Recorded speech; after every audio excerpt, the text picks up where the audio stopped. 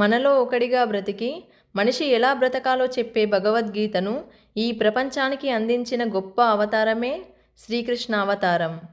ద్వాపర యుగానికి చెందిన మహాభారతంలో శ్రీకృష్ణుడితో పాటు పాండవులు, కౌరవులందరూ చంద్రవంశానికి చెందిన క్షత్రియులైతే, త్రేతాయుగానికి చెందిన శ్రీరాముడు సూర్యవంశంలో జన్మించాడు. సూర్యవంశానికి మూల పురుషులుగా మనువు, ఇక్ష్వాకు గురించి చెప్పుకుంటాం. మరి చంద్రవంశానికి మూల పురుషుడెవరు? చంద్రవంశం గురించి తెలుసుకుంటేనే శ్రీకృష్ణుడి వంశం మొత్తం అర్థమవుతుంది. అందుకనే శ్రీకృష్ణుడి పూర్వీకులైన చంద్రవంశీకుల చరిత్రను ఈ వీడియోలో తెలుసుకుందాం. చాలా ఇంట్రెస్టింగ్గా ఉంటుంది. కాబట్టి వీడియోని ఎక్కడా స్కిప్ చేయకుండా చివరి వరకు చూడండి. ఇలాంటి మరిన్ని ఇన్ఫర్మేటివ్ వీడియోస్ని మీ కొరకు తెచ్చేందుకు మీ సపోర్టుగా జస్ట్ లైక్ చేయండి చాలు. ఇక ఏమాత్రం ఆలస్యం చేయకుండా టాపిక్లోకి వెళ్ళిపోదాం. భారతంలో శ్రీకృష్ణుడి పాత్ర కొంతవరకే కనిపిస్తుంది. పాండవులను యుద్ధంలో గెలిపించే క్రమంలో మహాభారతంలో శ్రీకృష్ణుడి పాత్ర చాలా గొప్పగా ఉంటుంది. కానీ శ్రీకృష్ణుడి అవతారంలో మొదటి నుండి చివరి వరకు జరిగే ప్రతి ఘట్టం మనకు భారతంలో పెద్దగా కనిపించదు. అందుకనే దశావతారాల చరిత్రను క్లుప్తంగా వివరిస్తూ భాగవతాన్ని రచించారు వేదవ్యాసుల వారు. ఆ భాగవతాన్ని అందరికీ అర్థమయ్యేలా అచ్చ తెలుగులో అనువదించిన వారు పోతన. శ్రీకృష్ణుడి సంపూర్ణ చరిత్రను తెలుసుకోవాలంటే 2 పురాణాలు చదవాలి. మొదటిది భాగవతం అయితే రెండవది బ్రహ్మవైవర్త పురాణం. ఈ 2 పురాణాల్లో మనకు శ్రీకృష్ణుడి పూర్తి చరిత్ర కనిపిస్తుంది. భాగవతంలో మొత్తం 10 స్కందాలు ఉంటాయి. అందులో 10వ స్కందంలో మొత్తం శ్రీకృష్ణుడి చరిత్రే ఉంటుంది. ఇక 9వ స్కందంలో శ్రీకృష్ణుడి పూర్వీకుల చరిత్ర మొత్తం ఉంటుంది.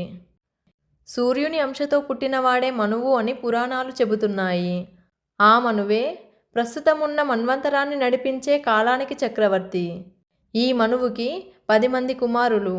వారందరిలో పెద్దవాడు ఇక్ష్వాకుడు. ఈ ఇక్ష్వాకువే సూర్యవంశంలోని మొదటి చక్రవర్తి. శ్రీరాముడు ఈ ఇక్ష్వాకు వంశంలోనే జన్మించాడు. ఇక చంద్రవంశం విషయానికొస్తే ఆ కాలంలోనే చంద్రుడికి తారకు బుధుడు అనే కుమారుడు జన్మించాడు. అతను గ్రహస్థితిని పొందడానికి ముందు దేవలోకంలోనూ భూలోకంలోనూ సంచరించేవాడు. చంద్రవంశానికి మూల పురుషుడే ఈ బుధుడు. ఇలా చంద్రవంశం ప్రారంభమైంది. చంద్రుడి కుమారుడైన బుధుడు ఒకనాడు భూమిపై మానవ రూపంలో సంచరిస్తూ ఉండగా ఇలా అనే స్త్రీతో వివాహం జరిగింది. ఇంతకీ ఎవరు ఈ ఇలా అంటే ఈమె కథ చాలా ఇంట్రెస్టింగ్గా ఉంటుంది. మనువుకి ఉన్న 10 మంది కొడుకుల్లో పెద్దవాడు ఇక్ష్వాకు అయితే మిగతా 9 మంది కొడుకుల్లో ఒకడు సుద్యుమ్న. నిజానికి ఈ సుద్యుమ్నుడే సూర్యవంశానికి తొలి చక్రవర్తి కావాల్సింది. కానీ అతను ఒకసారి అడవిలో విహరిస్తూ అనుకోకుండా కుమారవనం అనే ప్రాంతానికి వెళ్ళాడు. ఆ వనం పార్వతీ పరమేశ్వరుల ఏకాంత ప్రదేశం. ఎవరైనా పురుషులు ఆ ప్రదేశానికి వెళితే వారు వెంటనే స్త్రీగా మారిపోతారని శివుడు నిబంధన పెట్టాడు. ఈ నిబంధన గురించి సుద్యుమ్నుడికి తెలియదు.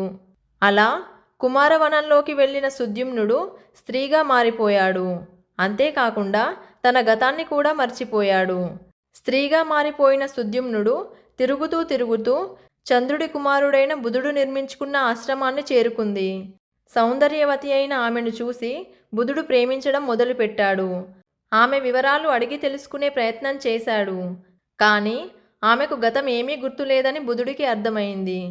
తన పేరును మాత్రం ఇలా అని చెప్పింది. అలా ఇలను బుధుడు వివాహం చేసుకున్నాడు.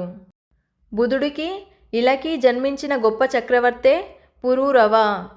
పురాణాల్లో అత్యంత ప్రఖ్యాతి చెందిన చక్రవర్తి ఈ పురూరవ. ఈ భూమి మీద చంద్రవంశానికి మొదటి చక్రవర్తి కూడా పురూరవుడే. అలా అక్కడి నుండి చంద్రవంశం విస్తరించింది. అంటే పురూరవలోనూ సూర్యవంశం యొక్క రక్తం ఉందన్నమాట. ఇక బుధుడు సుద్యుమ్నతో పాటు భూలోకం నుండి దేవలోకం వెళ్ళిపోయాక సూర్యవంశానికి ఇక్ష్వాకు చక్రవర్తి అయ్యాడు. అయితే బుధుడికి ఇలకి జన్మించిన పురూరవ సింహాసనాన్ని అధిష్ఠించి రాజ్యపాలన చేయసాగాడు. ఈ పురూరవుడు పరిపాలించిన రాజ్యమే ప్రతిష్టానపురం. చంద్రవంశం యొక్క తొలి రాజధాని కూడా అదే. అటు కురువంశానికి అలాగే యదువంశానికి కూడా మూలమైన చంద్రవంశం ఇలా ప్రారంభమైంది. బుధుడి కుమారుడు కాబట్టి పురూరవకి దేవలోకంతో కూడా మంచి బంధుత్వాలున్నాయి. అలా ఒకనాడు దేవలోకానికి పురూరవుడు వెళ్ళినప్పుడు అతన్ని అక్కడే ఉన్నటువంటి అప్సరస అయిన ఊర్వశి ప్రేమించింది.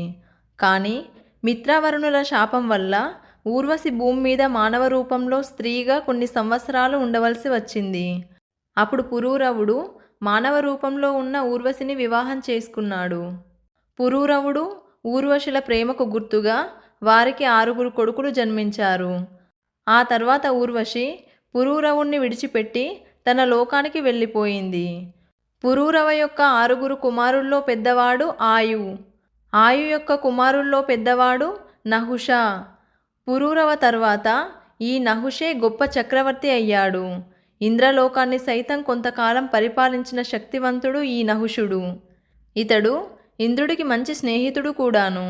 అయితే ఆ అహంకారంతోనే నహుష సప్త ఋషులతో తన పల్లకిని మోయించుకున్నాడు.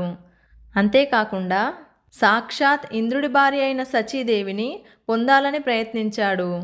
ఈ తప్పుల వల్ల నహుషకి సప్త ఋషుల్లో ఒకరైన అగస్త్య మహర్షి శాపం ఇచ్చాడు. అగస్త్యుడు ఇచ్చిన శాపం ప్రకారం మహాభారత కాలం వరకు ఒక పెద్ద కొండ చిలువగా మారి 1000 సంవత్సరాలు దుర్భరమైన జీవితాన్ని అనుభవించాడు.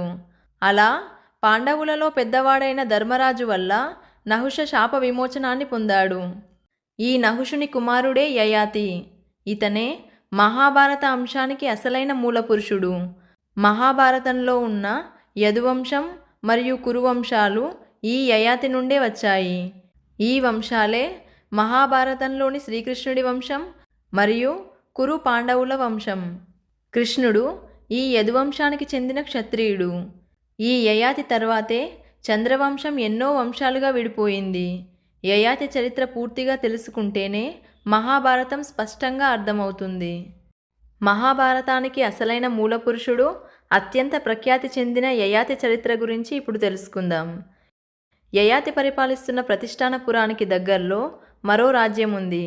ఆ రాజ్యాన్ని వృషపర్వుడు అనే రాక్షసరాజు పరిపాలించేవాడు. ఇతను హిరణ్యకశ్యప వంశానికి చెందినవాడు, క్షత్రియుడు. ఈ వృషపర్వుడి కుమార్తె శర్మిష్ఠ. ఒకనాడు రాజకుమారి అయిన శర్మిష్ఠ తన చెల్లికత్తెలతో కలిసి వనవిహారానికి బయలుదేరింది.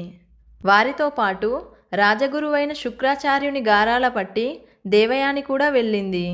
కాసేపు వనంలో కాలక్షేపం చేసిన తర్వాత సమీపంలోనే ఉన్న ఒక సరోవరంలో జలక్రీడకై ఉపక్రమించి వారు ధరించిన వస్త్రాలను తీసేసి గట్టుపై పెట్టి ఆనందంగా జలకాలాడడం మొదలుపెట్టారు. అంతలో వచ్చిన సుడిగాలి తీవ్రతకు గట్టు మీద పెట్టిన వస్త్రాలన్నీ ఒకదానితో ఒకటి కలిసిపోయాయి. ఆ గాలి తీవ్రతను చూసి భయపడిన వారందరూ గట్టుపై ఉన్న వస్త్రాల్లో ఎవరికి దొరికిన చీర వారు తీసుకొని కట్టుకున్నారు. ఆ హడావిడిలో రాజకుమార్తె అయిన శర్మిష్ఠ దేవయాని యొక్క చీర కట్టుకుంది. సహజంగానే అహంకారి అయిన దేవయాని తన చీరను శర్మిష్ఠ కట్టుకోవడం చూసి ఆమె కోపం కట్టలు తెంచుకుంది. శర్మిష్ఠ తన చీరను కట్టుకోమని దేవయానికి అందించింది. దాన్ని కనీసం తాకకుండానే అసహ్యించుకొని శర్మిష్ఠతో కోపంగా ఇలా మాట్లాడింది దేవయాని. బ్రాహ్మణ పుత్రికను నేను, అదీ కాక ఈ రాజ్యానికి గురువైన శుక్రాచార్యుని కుమార్తెను. కనుక నువ్వు నా శిష్య సమానురాలివి. నీవు నాకంటే తక్కువ. ఉచితానుచితాలు మరిచి నువ్వు నీ మైలచీర నన్ను కట్టుకోమంటావా అంటూ ఈసడించుకుంది. దేవయాని మాటలు శర్మిష్ఠను ఆగ్రహానికి గురిచేశాయి. ఓసి దేవయాని, నేను ఈ రాజ్యానికి రాజైనటువంటి వృషపర్వుడి కుమార్తెను. నా తండ్రి ఆస్థానంలో చేతులు కట్టుకొని పనిచేసుకొని బ్రతికేవాడు నీ తండ్రి. అలాంటిది నువ్వు నా దగ్గర అహంకారాన్ని చూపిస్తున్నావా? పైపెచ్చు నా వంటి రాజకుమార్తె చీర నీకు కట్టుకోవడానికి దొరకడమే నీ అదృష్టం. అలాంటిది నాపై నువ్వు అధికారాన్ని శాసిస్తావా? రాజగురువైన శుక్రాచార్యుల వారి కూతురు అని క్షమించి నిన్ను వదిలిపెడుతున్నాను. ఎక్కువగా నోరు పారేసుకుంటే తక్షణమే నిన్ను శాసించగలను. ఇంకా మాట్లాడితే కఠినంగా శిక్షించగలను. జాగ్రత్త అంటూ గంభీరంగా పలికింది శర్మిష్ఠ. దానికి దేవయాని శర్మిష్ఠ కట్టుకున్న తన చీరను వెంటనే ఊడదీసింది. ఆ చర్య సహించలేని శర్మిష్ఠ కోపంతో ఊగిపోతూ దేవయానిని పక్కనే ఉన్న పాడుబడిన బావిలో తోసేసి తన చెలికత్తెలతో కలిసి రథంలో తన అంతఃపురానికి వెళ్ళిపోయింది.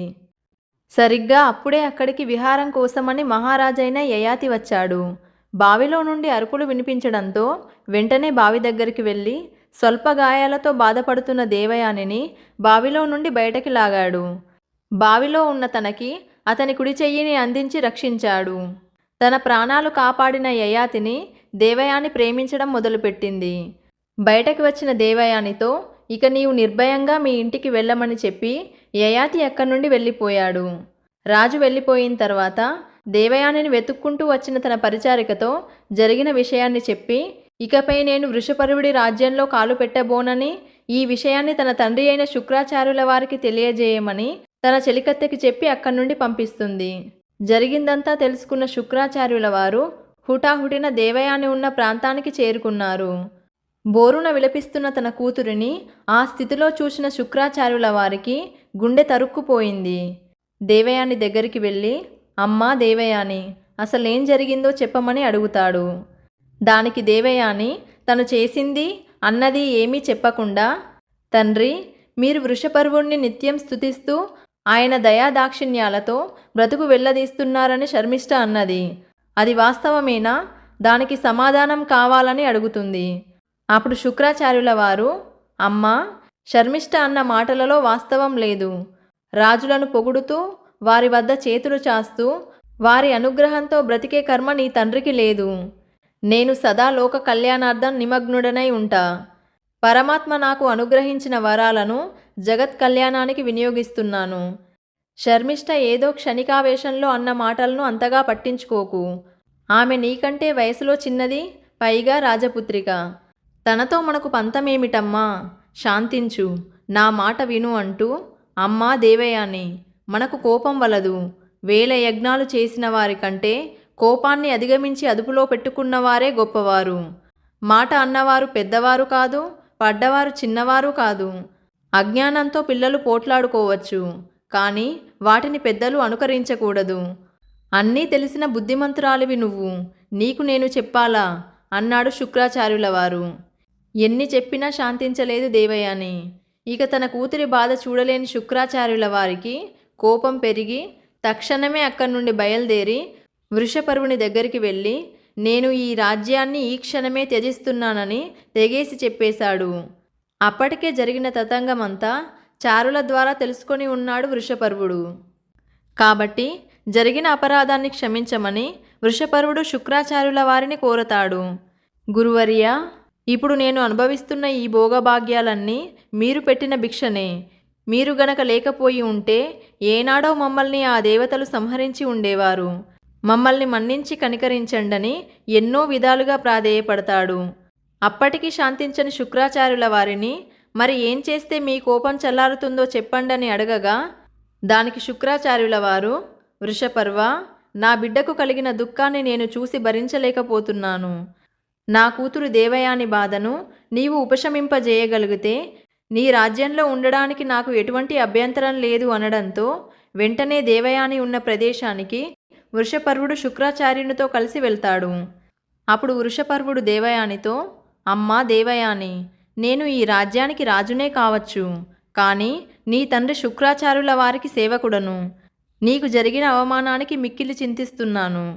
నేనేం చేస్తే నీ కోపం శాంతిస్తుందో నిస్సంకోచంగా అడుగు తల్లి, తక్షణమే అమలు చేస్తాను అనడంతో దేవయాని ఇలా అడుగుతుంది.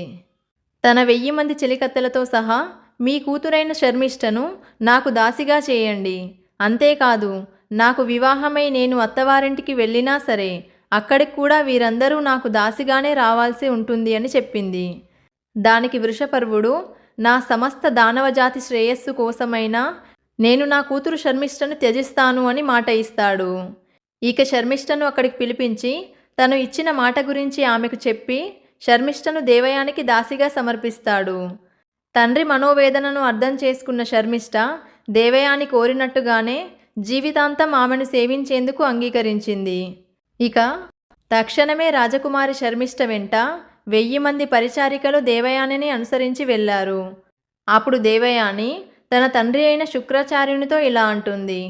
నాన్న, ఈ సంఘటనతో నాకు ఒక విషయం బాగా అర్థమైంది. అదేంటంటే, విద్యకు గల బలం విత్తానికి గాని అధికారానికి గాని లేదని చెప్పి, పదండి నాన్న, మీ వెంట నేను నగరానికి వస్తున్నాను అంటూ సంతోషంగా బయలుదేరింది దేవయాని. సకల రాచమర్యాదలతో శుక్రాచార్యుల వారిని తన కూతురైన దేవయానిని రాజ్యంలోకి ఆహ్వానించారు దానవులు. అలా ఒకనాడు దేవయాని తన దాసి అయిన శర్మిష్ఠ మరియు చెలికత్తెలతో కలిసి వనవిహారానికని వెళ్ళింది.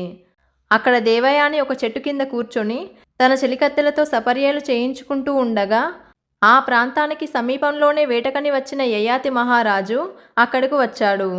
అతడు దేవయానిని గుర్తించి పక్కనే ఉన్న శర్మిష్ఠను చూసి ఆమె అందానికి ముగ్ధుడై ఈమె ఎవరు అని అడిగాడు. అప్పుడు దేవయాని ఆమె వృషపర్వుడి కూతురు శర్మిష్ఠ అని, తనను ఆ రోజు బావిలో తోసేసినందుకే శిక్షగా తనను దాసిగా చేసుకున్నానని జరిగిన వృత్తాంతమంతా యయాతికి చెప్పింది. శర్మిష్ఠను కన్నార్పకుండా చూస్తున్న యయాతిని దేవయాని గమనించింది. సౌందర్యవతి అయిన నన్ను కాకుండా తన దగ్గర దాసిగా పడి ఉన్న శర్మిష్ఠను చూడడం దేవయాని భరించలేకపోయింది. ఎలాగైనా సరే యయాతిని తన సొంతం చేసుకోవాలని అనుకుంది. అంతేకాకుండా తను ప్రేమించిన కచుడు ఆమెకు ఇచ్చిన శాపం ప్రకారం ఆమెను బ్రాహ్మణులు ఎవరూ వివాహం చేసుకోలేరు. కాబట్టి ఈ యయాతిని ఎలాగైనా వివాహం చేసుకోవాలని నిశ్చయించుకుంది.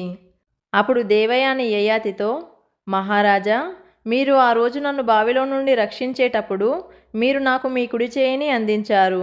ఆ విధంగా మన పాణిగ్రహణం జరిగిపోయింది. కాబట్టి తనని వివాహం చేసుకోమని కోరింది. పాణిగ్రహణం అంటే పెళ్లిలో వధువు యొక్క కుడి చేతిని వరుడి కుడి చేతితో పట్టుకునే ఒక ఆచారం. ఇది పెళ్లి గడియల మధ్య ఆచార వ్యవహారాలతో జరిగే ఒక తంతు. యయాతి ఏమో క్షత్రియుడు, దేవయాని ఏమో బ్రాహ్మణ కుటుంబంలో పుట్టిన శుక్రాచార్యుడి కుమార్తె. అలా ఒక బ్రాహ్మణ యువతిని వివాహం చేసుకోవచ్చా లేదా అనే ఆలోచనలో పడతాడు యయాతి. ఆ తర్వాత శుక్రాచార్యుడు అతని సందేహాన్ని తీర్చి వారిద్దరికీ దగ్గరుండి వివాహాన్ని జరిపించాడు. క్షత్రియుడైన యయాతికి బ్రాహ్మణ స్త్రీ అయిన దేవయానికి జన్మించిన వారే ఆ తర్వాత శూతులయ్యారు. ఆ శూతులు రథానికి సారథులయ్యారు. కర్ణుడు పెరిగింది శూతకులస్తుల ఇంట్లోనే. మనకు సినిమాల్లో చూపించినట్లుగా శూతకులం తక్కువ కులమేమీ కాదు. వీరు క్షత్రియులకు అత్యంత సన్నిహితులుగా ఉంటారు. అందుకనే దుర్యోధనుడు కర్ణుల స్నేహానికి భారతంలో ఎవరూ ఎక్కడా అడ్డు చెప్పలేదు. అలా శూతకులానికి మూలాలు యయాతి దేవయానుల సంయోగం వల్లనే జరిగింది. ఇదిలా ఉండగా వివాహం జరిగిన తర్వాత దేవయాని శర్మిష్ఠలతో పాటు యయాతి తన రాజ్యానికి చేరుకున్నాడు. ఇటు దాసిగా పనిచేస్తున్న శర్మిష్ఠ జీవితం దుర్భరంగా మారిపోయింది. ఇక తన జీవితానికి ఎటువంటి అర్థం లేకపోవడం వల్ల దేవయాని వల్లనే తన జీవితం ఇలా అయిపోయింది. కాబట్టి ఆమె కూడా యయాతిని వివాహం చేసుకుని తన జీవితానికి పరిపూర్ణత చేకూర్చుకోవాలనుకుంది. పురాణాల ప్రకారం ఆడదానికి పరిపూర్ణత అంటే తన తల్లి అయినప్పుడు వస్తుందని అంటారు. అది దృష్టిలో పెట్టుకుని సమయం చూసి శర్మిష్ఠ యయాతి దగ్గరికి వెళ్ళింది. తనకు జీవితాన్ని ప్రసాదించమని కోరింది. శర్మిష్ఠ సౌందర్యవతి, పైగా క్షత్రియ వంశానికి చెందిన రాజకుమారి. అందువల్లనే దేవయానికి తెలియకుండా రహస్యంగా శర్మిష్ఠను వివాహం చేసుకున్నాడు. కొన్నాళ్లకు యయాతికి అతని మొదటి భార్య అయిన దేవయానికి 2 కుమారులు జన్మించారు. వారి పేర్లు యదువు, తుర్వసు. అలాగే యయాతికి శర్మిష్ఠకు 3 కుమారులు జన్మించారు. వారి పేర్లు ద్రుహ్య, అను, పురు. కొన్నాళ్లకు యయాతి శర్మిష్ఠల రహస్య సంబంధం గురించి దేవయానికి తెలిసిపోయింది. అదే విషయాన్ని తన తండ్రి అయిన శుక్రాచార్యుల వారికి చెప్పింది. తన కుమార్తెకు అన్యాయం చేశాడన్న కోపంతో శుక్రాచార్యుల వారు తన అల్లుడైన యయాతిని ఘోరంగా శపించాడు. ఏ యవ్వనాన్ని చూసుకుని రహస్యంగా సంబంధాలు పెట్టుకుంటున్నావో ఆ యవ్వనం తక్షణమే పోయి దారుణమైన వృద్ధాప్యాన్ని అనుభవిస్తావని శుక్రాచార్యుల వారు యయాతిని శపించాడు. అయ్యో, అల్లుడు ముసలివాడైతే నష్టం తన కుమార్తెకే కదా, ఇదేదీ ఆలోచించకుండా తొందరపడ్డానని శుక్రాచార్యుల వారు ఎంతో బాధపడసాగారు. ఇక తనకు శాప విమోచనాన్ని చెప్పండని యయాతి శుక్రాచార్యుల వారిని కోరగా, యయాతి కుమారుల్లో ఎవరైనా తన యవ్వనాన్ని త్యాగం చేసి ఈ వృద్ధాప్యాన్ని స్వీకరిస్తే మళ్ళీ యయాతి యువకుడు అవుతాడు అని చెప్పడంతో వెంటనే యయాతి తన కుమారులందరినీ పిలిపించాడు. తన పెద్ద కొడుకైన యదువు, ఈ యదువు పేరుపైనే యదువంశం అనే పేరు వచ్చింది. ఈ వంశంలో జన్మించిన వాడే శ్రీకృష్ణుడు. వృద్ధాప్యాన్ని శాపంగా పొందిన యయాతి తన పెద్ద కొడుకైన యదువుతో, నీ యవ్వనాన్ని కొన్నాళ్ళు ఇచ్చి తన వృద్ధాప్యాన్ని తీసుకోమని అడిగాడు. దానికి యదువు అంగీకరించకపోవడంతో తన రాజ్యానికి యదువు వారసుడు కాబోడని, యదువంశీకులకు ఎప్పటికీ రాజ్యాధికారం ఉండదని శపించాడు యయాతి. అందుకే యదువంశస్థులైన బలరామకృష్ణులు ఏనాడు సింహాసనాలపై కూర్చొని రాజ్యాలను పాలించలేదు. అది యయాతి శాప ఫలితమే. అలాగే తాము పరిపాలించాలనుకున్న ద్వారక నగరం సముద్రంలో మునిగిపోవడం మనందరికీ తెలిసిందే. అంత శక్తివంతంగా యయాతి శాపం పనిచేసింది. అయితే యదువు మరియు అతని తమ్ముడైన తుర్వసులు తండ్రి ప్రకారం చూస్తే క్షత్రియులైనప్పటికీ తమ తల్లి బ్రాహ్మణకాంత అయినందున క్షత్రియునికి బ్రాహ్మణ స్త్రీకి పుట్టినవారు శూతులు అవుతారు. కాబట్టి యదువు తుర్వసులు శూతులు కూడా అవుతారు. అందుకే యదువంశంలో జన్మించిన వారందరికీ రథసారథ్యం తెలుసు. భారతంలో అర్జుని రథానికి సారథిగా ఉండి యుద్ధాన్నే గెలిపించినవాడు శ్రీకృష్ణుడు. యదువు తర్వాత అతని తమ్మునైన తుర్వసుణ్ణి, అలాగే శర్మిష్ఠ కుమారులైన ద్రుహ్య, అనువులని కూడా పిలిచి యవ్వనాన్ని దానం చేయమని అడిగాడు. కానీ ఎవరూ దానికి అంగీకరించకపోవడంతో వారిని కూడా యయాతి శపించాడు. ఇక చివరగా తన చిన్న కుమారుడైన పురు, ఇతను యయాతికి శర్మిష్ఠకు పుట్టిన చివరి కుమారుడు. ఈ పురు తన తండ్రి వృద్ధాప్యాన్ని స్వీకరించి తన యవ్వనాన్ని తండ్రికి దానం చేశాడు. ఆ తర్వాత చాలా ఏళ్ళు యయాతి చంద్రవంశ చక్రవర్తిగా పరిపాలించాడు. కొన్నాళ్లకు తను యవ్వనంలో ఉన్నప్పటికీ తన భార్యలు వృద్ధురాళ్ళు అయిపోవడంతో అప్పుడు పురువుకి తన యవ్వనాన్ని తిరిగి ఇచ్చేసి తన సమస్త సామ్రాజ్యానికి అతన్నే చక్రవర్తిగా ప్రకటించి తపస్సు చేసుకోవడానికి అడవుల్లోకి వెళ్ళిపోయాడు. ఈ పురువంశం నుండే మహాభారతంలో కురు, పాండవ వంశాలు వచ్చాయి. యయాతి వంశాల్లో అతి ముఖ్యమైన వంశాలు యదువంశం, పురువంశం. ఈ యదువంశానికి ఎలాగూ రాజ్యాధికారం లేదు కాబట్టి వారు పురువంశ రాజులకు సన్నిహితులుగా ఉంటూ రాజ్యానికి కావాల్సిన సహాయ సహకారాలు అందిస్తుండేవారు. వారు గెలిచిన రాజ్యాల్లో ఎక్కడా సింహాసనాన్ని అధిష్ఠించలేదు, కానీ తెర వెనుక ఉండి రాజ్యాన్ని ముందుకు నడిపించారు. అక్కడక్కడ యదువంశీకులు సింహాసనాన్ని అధిష్ఠించినా వారు ఎక్కువ కాలం బ్రతకలేదు. అలా యదువంశంలో జన్మించిన మహానుభావులే బలరామకృష్ణులు. ఇది శ్రీకృష్ణుడి పూర్వీకుల చరిత్ర. శ్రీకృష్ణుడి అసలు తల్లిదండ్రులైన దేవకీ వసుదేవులు ఎవరు? కంసుడు కృష్ణుడిని ఎందుకు చంపాలనుకున్నాడు? శ్రీకృష్ణుడు జన్మించేటప్పటికి పరిస్థితులు ఎలా ఉన్నాయో తెలుసుకోవాలంటే కింద ఉన్న డిస్క్రిప్షన్ మరియు కమెంట్ సెక్షన్లో లింక్ ఇస్తాను.